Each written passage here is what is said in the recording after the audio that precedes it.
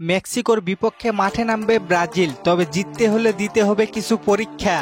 এই ম্যাচ দিয়ে বোঝা যাবে কোপা আমেরিকায় কতটা প্রস্তুত সেলেসাওরা। আর কিছুদিন পরে মাঠে নামছে সেলেসাওরা, তাদের প্রতিপক্ষ মেক্সিকো। কোপা আমেরিকার আগে ব্রাজিলের বাধা হবে মেক্সিকো এবং ইউএস, তবে ব্রাজিলকে গোল করতে হলে ভাঙতে হবে গোলকিপারের রেকর্ড। ব্রাজিল ভালো করে জানে মেক্সিকোর গোলকিপার ওচোয়া কেমন গোলকিপার। 2018 সালে অনেক কষ্ট করে গোল দিয়েছেন নেইমার বাহিনী। 2020 অলিম্পিকে ব্রাজিলকে রুখে দিয়ে ম্যাচটি টাইব্রেকারে নিয়ে যান তিনি।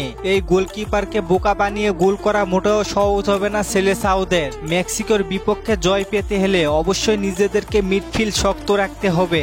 মিডফিল্ড শক্ত রাখা এগিয়ে রয়েছে কোচ দিনিজের চেয়ে, কেননা দিনিজ মিড দুর্বল রেখে অ্যাটাকিং শক্ত করতে চান তিনি, যার ফলে ব্রাজিল দেখেছে হারের মুখ। সর্বশেষ 2 ম্যাচে ব্রাজিলে মিড ছিল 3 জন, যার ফলে ব্রাজিল পেয়েছে সুখবর। দরিবালের মতে ডিফেন্স বা অ্যাটাকিং মূল লক্ষ্য নয়, দরিবালের প্রথম কাজ মিডফিল্ড শক্ত রাখা। ব্রাজিলকে জিততে হলে মেক্সিকোর আলভারেজকে ঠেকাতে হবে, কেননা মেক্সিকোতে খুব বেশি তারকা নেই।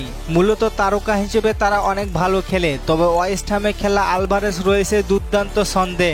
বর্তমানে মেক্সিকো দলটি তার উপরেই ভরসা করে, তবে ব্রাজিল যদি পরিকল্পনা করে তাকে আটকে দিতে পারে, তাহলে কাজের কাজটি খুব সহজেই হয়ে যাবে। ব্রাজিলের এই ম্যাচটি অনুষ্ঠিত হবে আগামী মাসের 9 তারিখ সকাল 6টা 30 মিনিটে। কোপা আমেরিকার আগে এই 2 ম্যাচ দিয়ে শেষ করবে সেলেসাওরা। অপরদিকে ইউএস এর বিপক্ষে 13 তারিখে মাঠে নামবে ব্রাজিল দল।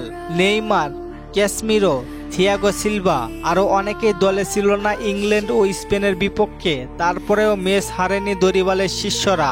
রামন মেনেজেস, দিনিজ যা করে গেছে, আশা করা যায় দরিবাল তেমন কিছু করবেন না। আপনাদের কি মনে হয় ব্রাজিল কি জিততে পারবে এই 2 ম্যাচ? জানিয়ে দিন কমেন্ট করে।